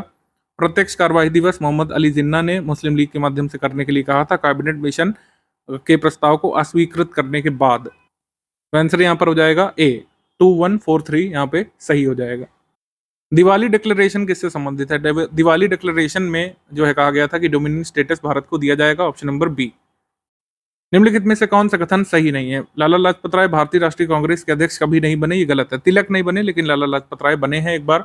ऑप्शन नंबर डी यहाँ पर सही है। महात्मा गांधी की आत्मकथा मूल रूप से गुजराती भाषा में लिखी गई थी, ये सही है, ध्यान रखिएगा। साइमन कमीशन 1927 यहाँ पे सही है। फिर भारत छोड़ो की डेट 1942 है। कांग्रेस का गठन 1885 है। मॉर्ली मिंटो सुधार 1909 है। इसका आंसर हो जाएगा ऑप्शन नंबर सी। अब इसमें हम सही बुला देते हैं। सबसे पहले इसको साइमन कमीशन को लिख लेते हैं, देश का विभाजन 1947 लिख लेते हैं, इसी से जो है हमारा क्वेश्चन सॉल्व हो जाएगा। वैसे तो हमारा आंसर यहाँ पर बनेगा डी, 3214। 3214। स्वदेशी 1905 में। होम रूल जो है वर्ल्ड वॉर के अराउंड 1914-15 में। और असहयोग हम लोग कह सकते हैं 1920-21 में। और सविनय अवज्ञा हम लोग कह सकते हैं 1930-31 में। तो इस तरीके से हमारा आंसर बन जाएगा ऑप्शन नंबर ए, 1 2 3 4। ये सही क्रम है। एक बार फिर से ये सवाल इस तरीके से पूछा गया था, तो हमारा आंसर हो जाएगा इसमें ऑप्शन नंबर डी, 1 2 3 4। अब इसको सही कालक्रम में लगाना है तो सबसे पहले गांधी का चंपारण सत्याग्रह, फिर जलियांवाला बाग हत्याकांड, असहयोग और फिर सविनय अवज्ञा। आंसर हो जाएगा इसमें सी, 3214। होम रूल आंदोलन के लिए लोकमान्य बाल गंगाधर तिलक, नेशनलिस्ट पार्टी की स्थापना की थी मदन मोहन मालवीय ने। ठीक है, राष्ट्रवादी पार्टी। स्वराज पार्टी के लिए चित्तरंजन दास और नेशनल लिबरल फेडरेशन के लिए तेज बहादुर सप्रू जिम्मेदार हैं। आंसर इसमें हो जाएगा ए, यहाँ पे सही है।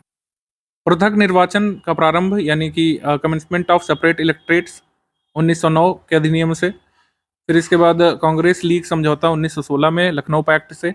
सांप्रदायिक पुरस्कार यहाँ पे या कम्युनल अवार्ड यहाँ पे ग्रांट किया गया था 1932 में। और डिलीवरेंस डे या फिर यौम निजात मुस्लिम लीग ने बनाया था 1939 में। आंसर सही हो जाएगा इसमें ऑप्शन नंबर बी, 1 2 3 5। तो जो प्लान्स आए थे ब्रिटिशर्स के उसको आपको क्रम से याद रखना पड़ेगा। सबसे पहले क्रिप्स मिशन आया था, फिर वेबल प्लान आया था, फिर कैबिनेट मिशन प्लान आया था और आखिरी में माउंटबेटन प्लान आया था। आंसर यहाँ पर सही हो जाएगा डी, 1 4 2 3। तो हमने आपको बताया सबसे पहले जो है यहाँ पे आया था वेबल प्लान, फिर क्रिप्स मिशन आया था, फिर देखिए सबसे पहले इसमें से ऑगस्ट ऑफर सबसे पहले आया था। ऑगस्ट ऑफर सबसे पहले, फिर जो है क्रिप्स मिशन आया था भारत, फिर वेबल प्लान आया था और फिर कैबिनेट मिशन प्लान आया था। तो आंसर यहाँ पर सही हो जाएगा सी, 1342। तो इसमें अगर आप देखें तो अगस्त प्रस्ताव अगस्त 1940, वेवल प्लान 1945 में, क्रिप्स मिशन 1942 में, मार्च में, और कैबिनेट मिशन प्लान मई 1946 में। आंसर यहाँ पर हो जाएगा सी 1342। सबसे पहले आ जाएगा अगस्त प्रस्ताव, फिर आ जाएगा सबसे पहले अगस्त प्रस्ताव, फिर क्रिप्स मिशन आ जाएगा, फिर वेवल प्लान 1945 का, फिर कैबिनेट मिशन। इसको भी क्रोनोलॉजी में लगा दीजिए। सबसे पहले 2 आएगा खिलाफत, फिर आएगा नॉन कॉपरेशन, फिर सविनय अवज्ञा यानी कि सिविल डिसोबीडियंस, और फिर quit India, option number C. अब इन घटनाओं को कालक्रम में लगाना है। सबसे पहले चंपारण सत्याग्रह, फिर जलियांवाला बाग कांड, फिर मोपला विद्रोह 1921-22 का, और फिर आपका चौरी चौरा। ठीक है, मोपला की स्पेसिफिक डेट सितंबर 1921 है, चौरी चौरा की आपको पता है फेब 1922 है। इस तरीके से आप इसमें डिमार्केट कर लेंगे। जलियांवाला बाग आपको पता है अप्रैल 1919 है, और चंपारण आपको पता है ये पहले हुआ था उससे। तो हमारा आंसर हो जाएगा इसमें ऑप्शन नंबर सी सही हो जाएगा, 3142। तो इसमें हम देख लेते हैं। सबसे पहले नेहरू रिपोर्ट आई थी, फिर सविनय अवज्ञा आंदोलन हुआ था, फिर यहाँ पे गांधी अरविंद पैक्ट हुआ था, और लास्ट में हुआ था पूना पैक्ट। आंसर हो जाएगा इसमें option number C. Option number C यहाँ पर सही है। तो हमको इसमें मिलाना है कि सही क्रम क्या होगा, CR फॉर्मूला या फिर चक्रवर्ती राजगोपालाचारी फॉर्मूला। 1944 में इसमें बातचीत शुरू हुई थी, बात बन नहीं पाई, फिर वेवल प्लान आया, फिर कैबिनेट मिशन प्लान आया, फिर माउंटबेटन प्लान अंत में आया, जिससे डिवीजन हुआ इंडिया का। ऑप्शन नंबर सी यहाँ पर सही है, ABDC। एनी बेसेंट को यहाँ पर श्रेय जाता है होम रूल आंदोलन का, और सेकंड पर अगर हम देखें राजेंद्र प्रसाद चंपारण सत्याग्रह से संबंधित हैं। इस पर उन्होंने अपना मेमोरी भी लिखा है, मतलब किताब लिखी है गांधी इन चंपारण के नाम से। गांधी एंड चंपारण रेमिनिसेंस करके किताब है, वो चंपारण सत्याग्रह पर राजेंद्र प्रसाद ने लिखी है। जवाहरलाल नेहरू भारतीय राष्ट्रीय कांग्रेस के लाहौर अधिवेशन 1929 की अध्यक्षता इन्होंने की। अंबिका चरण मजूमदार लखनऊ पैक्ट की अध्यक्षता इन्होंने की। तो हमारा आंसर हो जाएगा इसमें ऑप्शन नंबर ए 1243। ये बड़ा इजी गो है, अब तो आपको तुरंत कर लेना चाहिए इसको, इतना याद ही हो गया होगा अब आपको। असहयोग 1920, सविनय अवज्ञा 1930, भारत छोड़ो 1942, और कांग्रेस मंत्रिमंडलों का गठन 1937। आंसर मिला देंगे यहाँ पर बी 4321। भारतीय परिषद अधिनियम लॉर्ड मिंटो की रिकमेंडेशन पर भारत शासन अधिनियम 1935 इसने प्रांतीय स्वायत्तता को समाप्त किया, और लखनऊ पैक्ट 1916, द्वैध शासन की नीति प्रारंभ हुई थी 1919 से। आंसर यहाँ पर सही हो जाएगा डी 3421। अभी अब आसान होगा आपके लिए पहचानना क्या यहाँ पे सबसे पहले आएगा। सबसे पहले साइमन कमीशन, फिर पूना पैक्ट, फिर क्रिप्स मिशन, और फिर कैबिनेट मिशन आखिरी में। आंसर हो जाएगा यहाँ पर बी। पूना पैक्ट सबसे पहले हुआ होगा, फिर भारत छोड़ो 1942 में, देन आपका शिमला समझौता 1945 में, और फिर कैबिनेट मिशन 1946 मई में। आंसर नंबर यहाँ पर हो जाएगा 1243, ऑप्शन नंबर ए। उपनिषदों के प्रति नेहरू की श्रद्धा नहीं थी, ऐसा कहीं नहीं पाया गया है। ऑप्शन नंबर ए, मतलब कथन ए गलत है, उनकी दृष्टि वैज्ञानिक थी, ये सही है। तो ऑप्शन नंबर ए गलत है, मतलब असर्शन गलत है, लेकिन आर सही है। तो ए गलत है, आर सही है। आंसर हो जाएगा इसमें डी।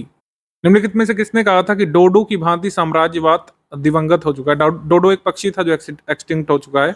तो साम्राज्यवाद imperialism is dead as dodo, ये किसने कहा था? क्लीमेंट एटली ने। ऑप्शन नंबर सी।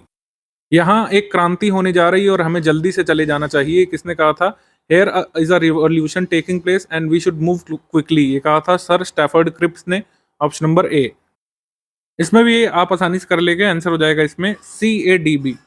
सी सबसे पहले चंपारण सत्याग्रह, फिर अमृतसर घटना, फिर डी यहाँ पे मोपला विद्रोह, और फिर चौरी चौरा कांड। लखनऊ पैक्ट 1916 में पहले हुआ, फिर गांधी अरविंद समझौता हुआ सिविल डिसोबीडियंस के बाद, सविनय अवज्ञा के बाद, फिर पूना समझौता हुआ। तो हमारा आंसर हो जाएगा इसमें 1 2 3 4। सविनय अवज्ञा आंदोलन की अंतिम रूप से वापसी हुई थी 1 2 3 4। ऑप्शन नंबर बी यहाँ पर सही है। वैसे तो आप देखेंगे कि अप्रैल 1934 में ही जो है सिविल डिसोबीडियंस खत्म कर दिया गया था, लेकिन पूना पैक्ट के बाद हम मान सकते हैं कि अंतिम रूप से सिविल डिसोबीडियंस मूवमेंट खत्म हुआ था। मतलब ये नहीं कहा जा सकता कि गांधी अरविंद समझौते के तुरंत बाद ही सिविल डिसोबीडियंस खत्म हो गया, ऐसा नहीं हुआ था। सिविल डिसोबीडियंस खत्म हुआ था अप्रैल 1934 के करीब जाकर, काफी दिन बाद। बाकी ये डेट्स लिखी हुई हैं, आप डेट्स के हिसाब से इसे मिला सकते हैं। आंसर यहाँ पे बी होगा। अब देखिए ये जो है ट्रिक क्वेश्चन है। कई बार ऐसा होता है कि सारी चीज़ें आपको नहीं पता होनी चाहिए कि दलाई लामा कब आए, शाओ शेन लाई ने कब विजिट किया, और ये कुछ नहीं पता आपको। गोवा लिबरेशन तो चर्चा में भी है, गोवा लिबरेशन आपको पता है कि 1961 में हुआ था, तो आखिरी विकल्प आपको मिल रहा है, मतलब इसमें आखिर में होना चाहिए 1, जबकि तीनों ऑप्शन में नहीं गिवन है, आंसर हो जाएगा इसमें डी। इस तरीके से एलिमिनेशन मेथड से भी हम क्वेश्चन कर सकते हैं अगर आपको जो है थोड़ी बहुत ऊपर की जानकारी है तो। गोवा लिबरेशन 1961 है जो सबसे अंतिम घटना है, तो हमारा आंसर हो जाएगा इसमें डी। कृषक दिवस मनाते हैं हम लोग 23 सितंबर को, चौधरी चरण सिंह जी का जन्म दिवस होता है, option number D. Subhash Chandra Bose के राजनीतिक गुरु कौन थे, या फिर उन्होंने ही सुभाष चंद्र बोस को जो है आईएनसी ज्वाइन करने के लिए प्रेरित किया था, सी आर दास, ऑप्शन नंबर बी। अब इनको भी कालक्रम में लगाना है आपको 1631 में, तो ये इतनी क्लोज डेट भी कई बार पूछ लेते हैं, तो आपको पता होना चाहिए। सबसे पहले चंद्रशेखर आजाद की शहादत 27 फरवरी 1931 को, फिर 5 मार्च को गांधी अरविंद पैक्ट, फिर भगत सिंह को फांसी 23 मार्च 1931 को, और 26 मार्च से 31 मार्च तक कराची अधिवेशन चला था कांग्रेस का। आंसर यहाँ पर हो जाएगा 4123, 4123। ये वाला आसान है, लाहौर अधिवेशन 1929 में, तो वो सबसे पहले आ जाएगा। फिर गांधी अरविंद पैक्ट, ये हमने आपको दिखाया, गांधी अरविंद पैक्ट कब हुआ था, 5 मार्च 1931 को। देन इसके बाद कराची अधिवेशन 26 मार्च से शुरू हुआ था 1931 में, और भगत सिंह, राजगुरु, सुखदेव को फांसी हुई थी 23 मार्च को। तो 1243 यहाँ पे सही होगा, ऑप्शन नंबर ए।